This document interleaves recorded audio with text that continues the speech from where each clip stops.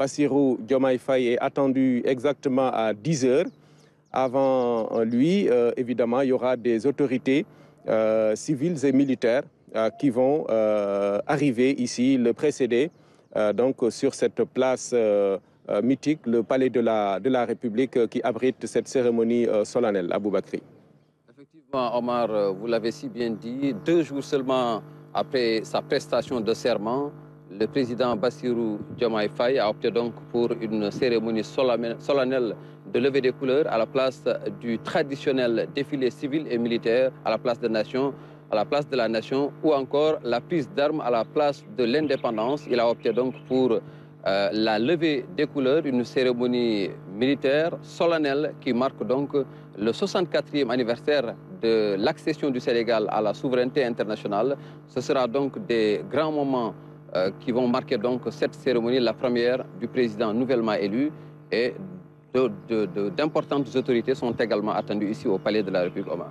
Oui, effectivement, des autorités civiles et militaires, parce qu'Aboubakri, vous savez, hein, le 4 avril, c'est également la fête des forces armées. C'est pourquoi ils seront présents, ceux qui dirigent ces institutions de notre armée nationale, mais également sont attendus ici les présidents d'institutions, à savoir le président du Conseil économique, social et environnemental, le Haut Conseil des collectivités territoriales, mais également le président de l'Assemblée nationale. Je devais commencer d'ailleurs par lui.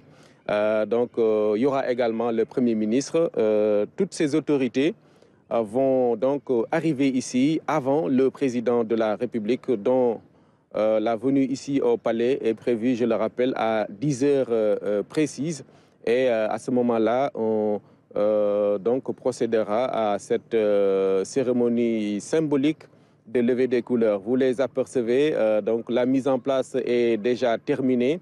On voit le détachement de la garde présidentielle qui va donc faire les honneurs aux autorités qui seront ici présentes sur le perron, sur le perron d'honneur donc du palais de la République, Aboubakri. Omar, ni nga ko waxee noonu la Cheikh Ahmadou Bamba wax na ko sànq tey bés bu màgg la ndax bés boo xam ni la Sénégal day màggal bés bi mu moomee boppam mu di juróom benn fukk ak ñeenteelu anniversaire indépendance su Sénégal ñu nag fii ci makkaanu njiitu réew mi RTS indi fi dispositif bu am solo pour waneleeg askan wi li nga xam ni mooy xew fii ñu ngi xaarandi donc njiitu réew mu bees mi di Bassirou Diomaye Faye ñu ngi koy xaar fii ci bu 10 heures jotee laata muy ñëw nag am na yeneen autorités yoo xam ne ñu ngi leen di xaar ñu ñëw war a mën a fekkee lii di levée des couleurs fii ci palais de la République li ñu leen mën a xamal rek moo di kii nga xam ni mooy le colonel Adama Gueye di gouverneur militaire du palais moom jot na yegg si ba palais donc ñu ngi xaarandi yeneen autorités yi comme ni ko Omar waxee président assemblée nationale président conseil économique social et environnemental waaye itam yeneen autorités yoo xam ni dinañ ñëw fekkee lii nga xam ni mooy levée des couleurs ñu koy amal fii ci makkaanu njiitu réew bi. Voilà, Aboubakri, à l'instant ñu ngi apercevoir ki nga xam ni mooy chef d'état-major particulier du président de la République moom mooy ñëw nii kon ñu koy defal ay honneur ngir rek dalal ko jàmm ci cérémonie bu am solo bi.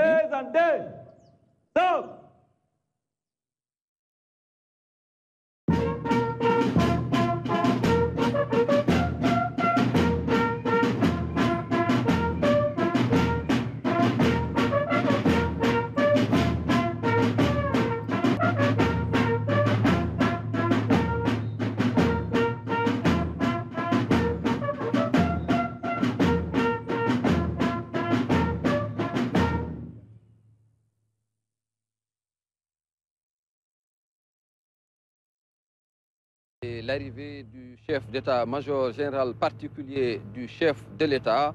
À sa suite, il y aura certainement d'autres généraux qui vont venir donc retrouver les autorités ici au palais de la République. Omar mu di loo xam ni day wane ni rek yëf yi tàmbali na fii ci palais de la République.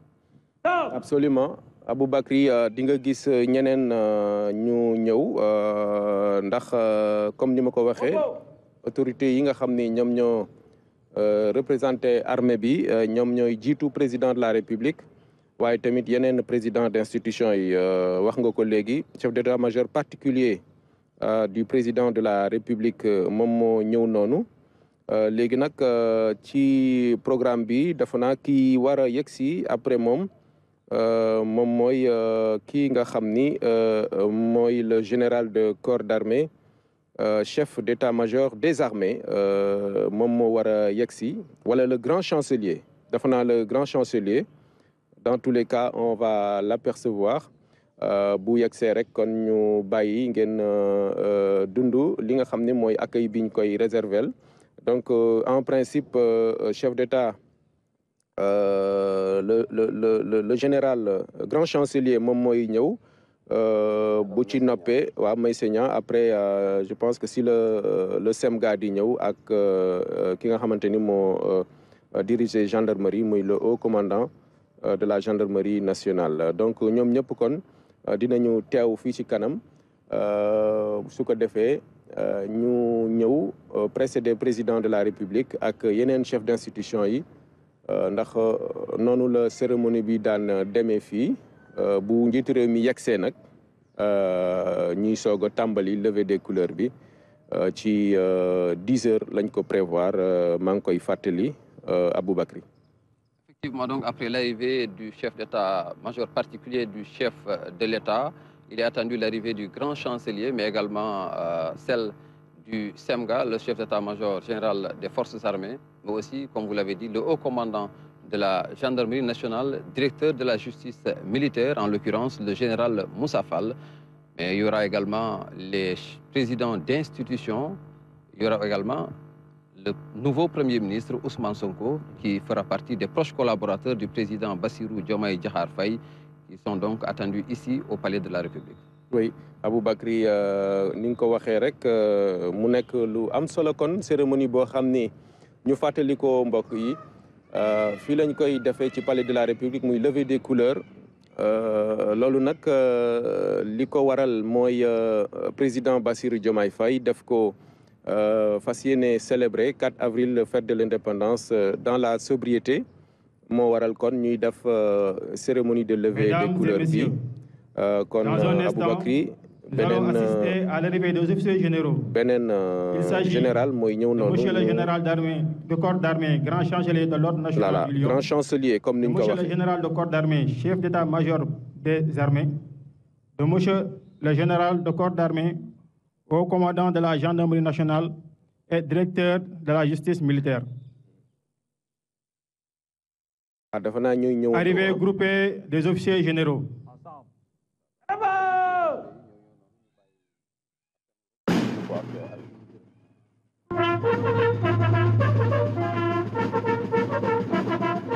Présentez. Stop.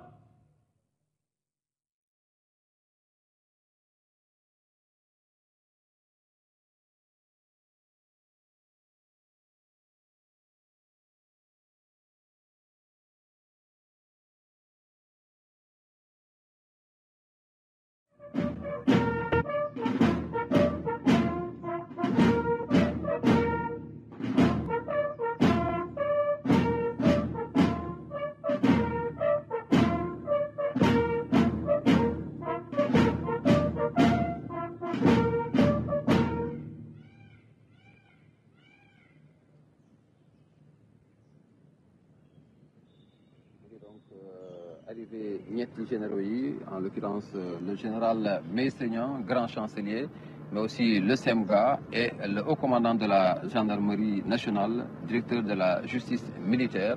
Omar ñaari fan rek donc ginnaaw bi nga xamante ne njiitu réew mu bees mi di Bassirou Diomaye Faye waat na di prestation de serment mu opté donc pour amal li nga xam ni moo di levée des couleurs fii ci palais de la République wuute ak li ñu daan gis mu di 4 avril bu ànd ak défilé militaire et civil fële ci place de la nation wala sax prise d'armes ci place de l'indépendance moom nag ñaari fan ginnaaw bi mu toogee rek mu opté donc pour amal fii ci makaanu njiitu réew mi li nga xam ni mooy levée des couleurs ngir màggal donc li nga xam ni mooy 64e anniversaire indépendance suñu réew di Sénégal. voilà juróom benn fukki yoon ak ñeent muy 64e anniversaire de l'indépendance du Sénégal gannaaw nag ba officiers généraux yooyu ñëwee maanaam Semga au commandant de la gendarmerie ak ki nga xamante ni moom moo di chancelier le général Niang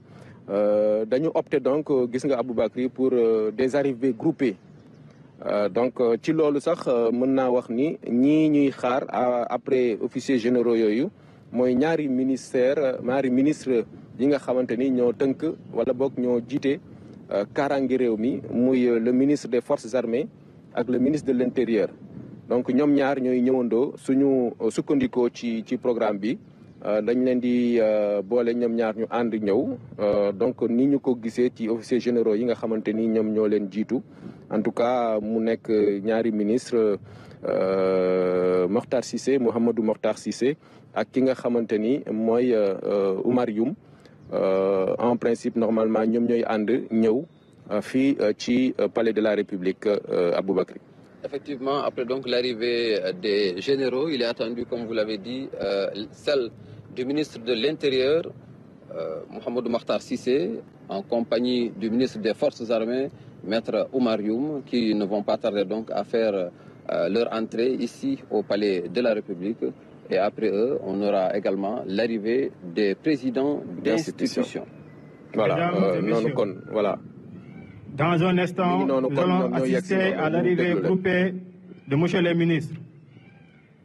Il s'agit de monsieur le ministre, directeur du cabinet du président de la République, et de monsieur le ministre, secrétaire général de la présidence. Arrivée groupée de monsieur le ministre.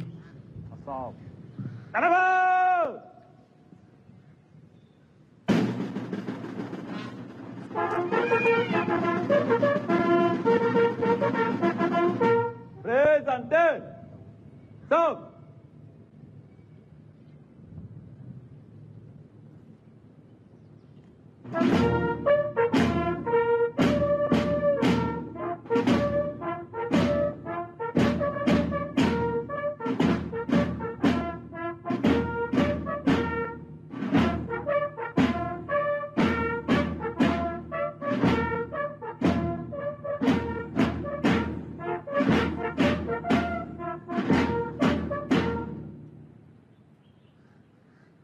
Voilà, mu ngi donc ministre de l'Intérieur Mouhamadou Makhtar Cissé mi dénk biir réew mi mu ñëw nag ànd ak Omar ñaari collaborateurs yu yees yi nga xam ni bokk na ci ñi njëkk tabb ci régime son excellence Bassirou Diomaye Faye mu di Mary Teuw Niane directeur de cabinet du président de la République mais également Oumar Samba Ba secrétaire général de la présidence de la République.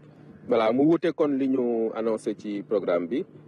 ndax dañ ne woon ministre de l'Intérieur la ak MFA ministre des Forces armées mais donc comme niñ ko gisee les nouveaux ministres directeurs de cabinet et ministre secrétaire général ñoom ñoo ànd ak ministre de l'Intérieur kon ci arrivée boobu nga xamante ni dund nañ ko léegi nag su fekkente ni ne sukkandiku nañu ba léegi ci programme bi donc dinañu assister à l'arrivée des présidents d'institutions donc ñoom it dafa naa ni arrivée groupée lay nekk suma juumul on attendra de voir mais ci programme bi en tout cas loolu la ñu prévoir mu nekk président des institutions président Assemblée nationale premier ministre président conseil économique social et environnemental présidente au conseil des collectivités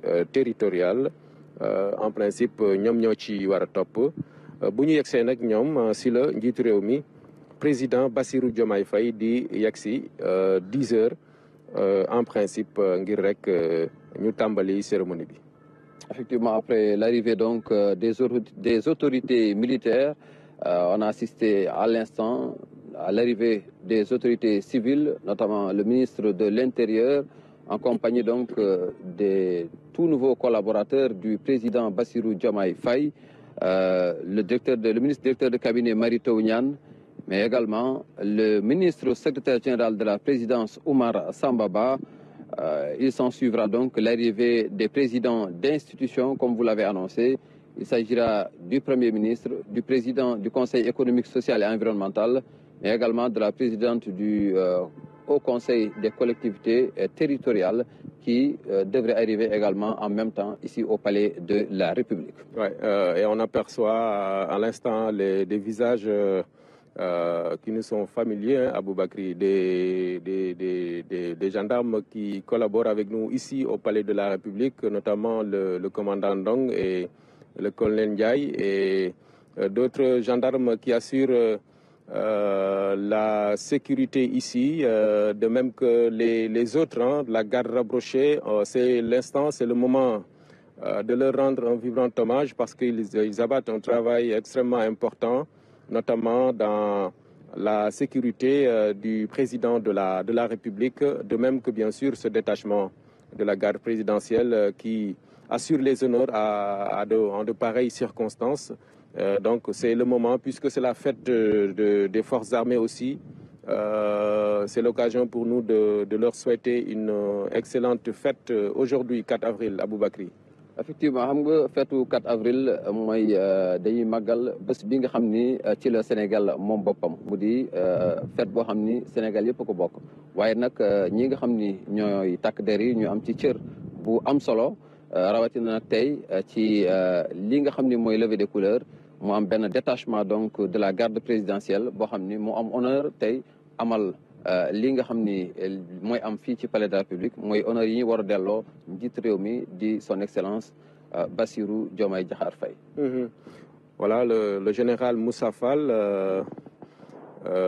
qu'on ne présente plus, qui joue un rôle également extrêmement important dans la sécurisation du pays, de même que les autres officiers généraux d'ailleurs, le Semga Cissé et tous les autres. Hein. Vraiment, on leur doit beaucoup. C'est forces de défense et de sécurité parce que nous, li ñu koy waxee ci wolof suñu tëddee bay nelaw suñu kër yi guddi gu nekk dafa naa ñoom lañ ko war a santé gërëm leen ko parce que saa su ne ñu ngi farlu ngir rek aar réew mi. waaye tamit aar ñi nga xamante ni ñoo nekk fii ci Sénégal muy askan bi donc lu am solo la kon ñu bàyyi leen ngeen ànd ak ñun xool autorités yi nga xam ni ñoom ñooy ñëw ci jamono ji fii ci perron d'honneur bu palais de la République. Le président du Conseil économique, social et environnemental et de monsieur le Premier ministre.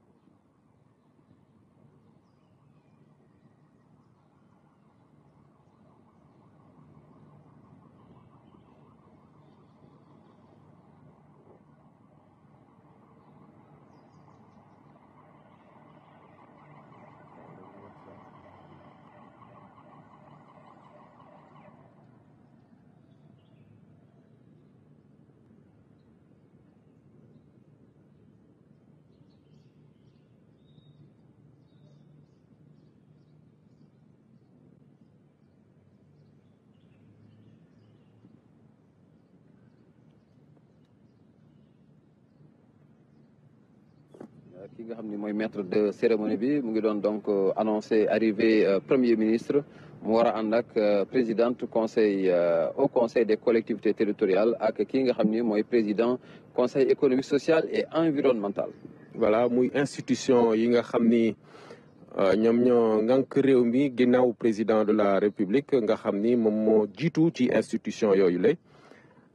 kon ñeneen ñi topp ci moom muy président assemblée nationale ak conseil des collectivités territoriales président conseil économique social et environnemental ñooñu kon di institution yu am solo maître de cérémonie bi annoncé na dafa na premier ministre ak président conseil économique social et environnemental donc su fekkee jàppandi na dafa naa dinañ leen gis ñu yagsi fii ci palais de la République balaa président de la République Bassirou Diomaye Faye di yagsi ndax noonu lañ ko tëralee ci doxalinu cérémonie bi muy lu am solo Aboubacry ñu ngi doon waxtaan ci rôle bu am solo bi nga xam ne force de défense et de sécurité yi ñu ngi koy joué ci suñu réew muy loo xam ni baax na ñu koy fàttali waaye tamit di leen ci sant di leen gërëm ci seen taxawaay.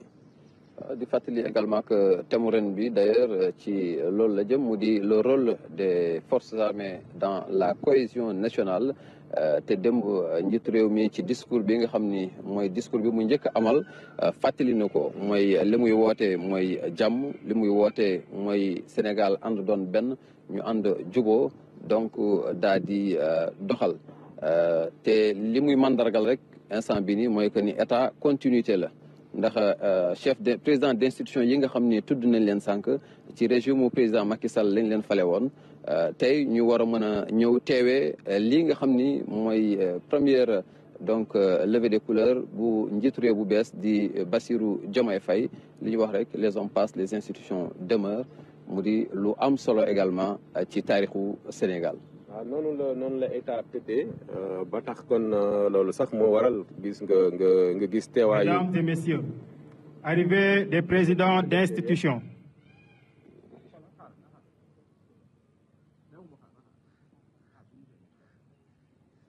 mu doon annoncé sànq léegi la ñuy doog a di yegsi. voilà muy premier ministre di président conseil économique social et environnemental waaye président assemblée nationale.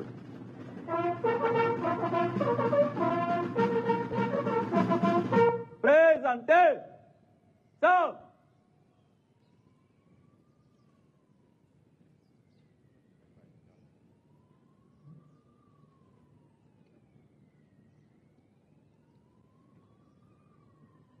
Voilà. Monsieur Amadou Mame Diop.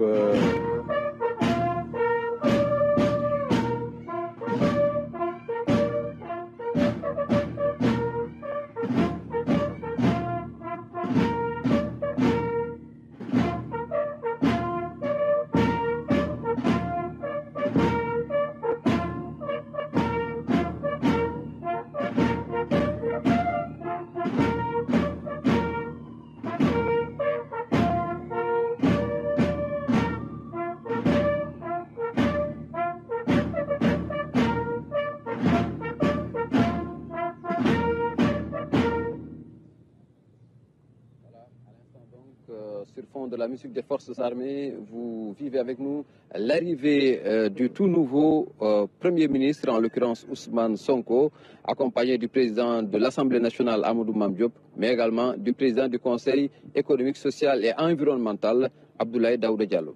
Voilà, ils seront complétés par la présidente du Haut Conseil des collectivités territoriales, Madame Aminata Mbengue Ndiaye, vous l'apercevez. Elle est passée de l'autre côté, donc pour dans un instant, en place, nous allons assister aux côtés des autres institutions. Revue de son Excellence, Monsieur Bassirou Diomaye Diakhar Faye, président de la République.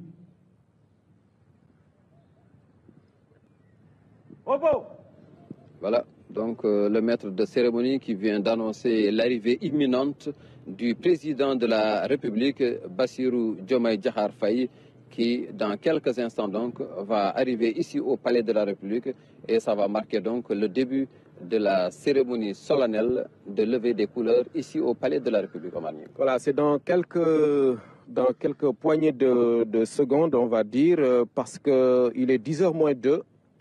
Dans 2 minutes plus précisément, vous allez apercevoir le président de la République, son Excellence Bassirou Diomaye Diakhar Faye, ici, qui va rejoindre l'assistance, la mise en place déjà prête pour assister, diriger, lui le président, cette cérémonie de levée des couleurs symbolique de la célébration de la fête de l'indépendance de notre pays, 64e du genre Aboubakri.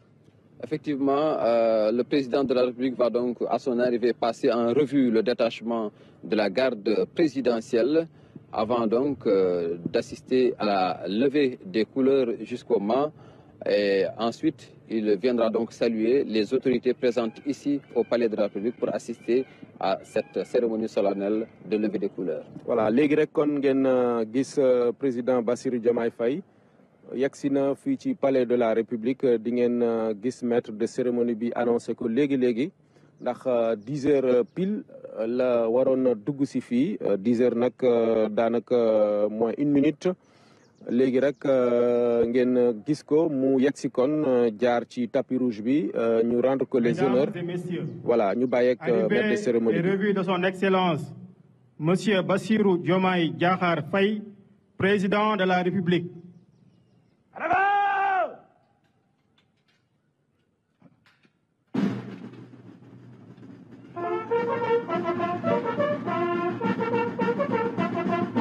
Présentez.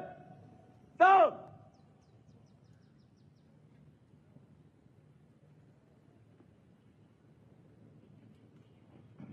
Voilà, le chef de l'État habillé en tenue traditionnelle, une tenue assez symbolique parce que c'est la fête de l'indépendance. lii day firndeel rek ni moom li mu doon wax démb lu mu gëm la moo di nañu fexe ba wane ni moom la suñu bopp.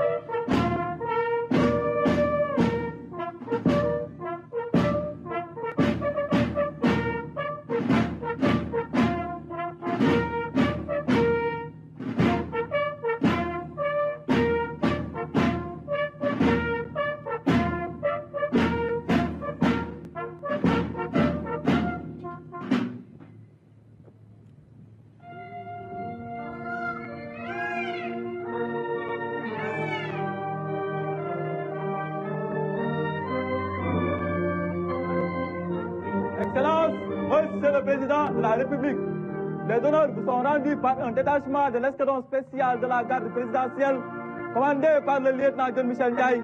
À vos ordres, Monsieur le Président de la République.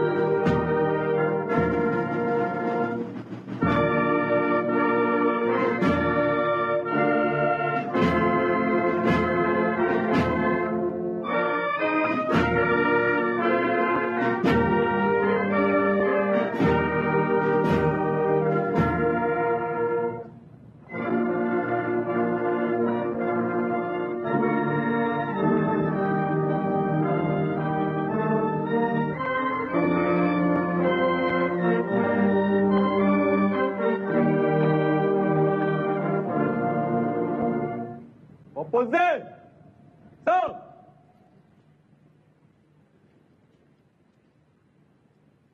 Oppo.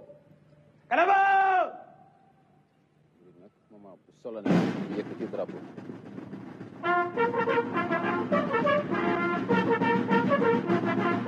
Présentez. Stop.